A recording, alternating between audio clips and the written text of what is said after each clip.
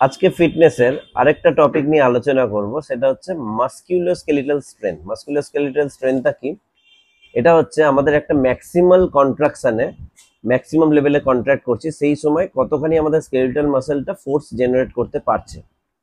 তো যত বেশি ফোর্স জেনারেট করবে তত আমাদের স্ট্রেংথটাও ওই পরিমাণে বেশি। তো এইটা যদি কোনো কারোর মধ্যে ল্যাক করে এই স্ট্রেংথটা, তাহলে তার ডিজেনারেশন খুব আর্লি স্টেজে ওর শুরু হয়ে যাবে। ডিজেনারেশনে কি কি হতে পারে? অস্টিও আর্থ্রাইটিস হতে পারে, তার সাথে স্পন্ডিলাইটিসের প্রবলেম হতে পারে।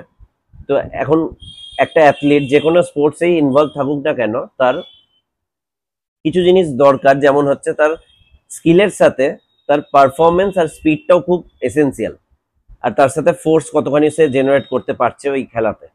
তো এটা যদি ল্যাক করে, আর্লি যদি ডিজেনারেশন তার হয়ে যায়, তাহলে তার পারফরমেন্সে অনেকটা ল্যাক করবে, আর তার সাথে সাথে ইঞ্জুরির চান্সটা অনেকটাই বেড়ে উঠবে।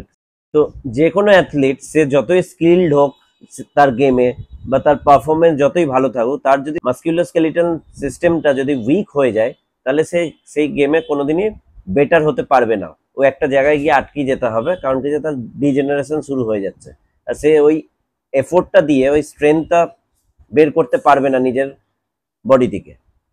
তো এই কম্পোনেন্টটা ফিটনেসের আমরা বাড়াতে পারবো ওয়েট ট্রেনিং দিয়ে। ওয়েট ট্রেনিংটা একটু হাই ইন্টেন্সিটি হতে হবে, যেটাতে ম্যাক্সিমাম 6 to 8 রিপিটেশন দিব।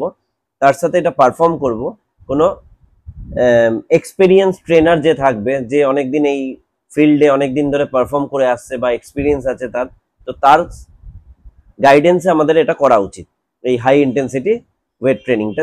তার সাথে আমাদের কম্পাউন্ড বা ফাংশনাল পাওয়ার মুভমেন্টসগুলো করা উচিত, যেটা weight training with our own body weight. নিজের বডি ওয়েট দিয়ে যদি আমরা এই কম্পাউন্ড মুভমেন্টসগুলো করি, তাহলে আমরা এই ফাংশনাল স্ট্রেংথটাকে অনেকটাই ম্যাক্সিমাইজ করতে পারবো।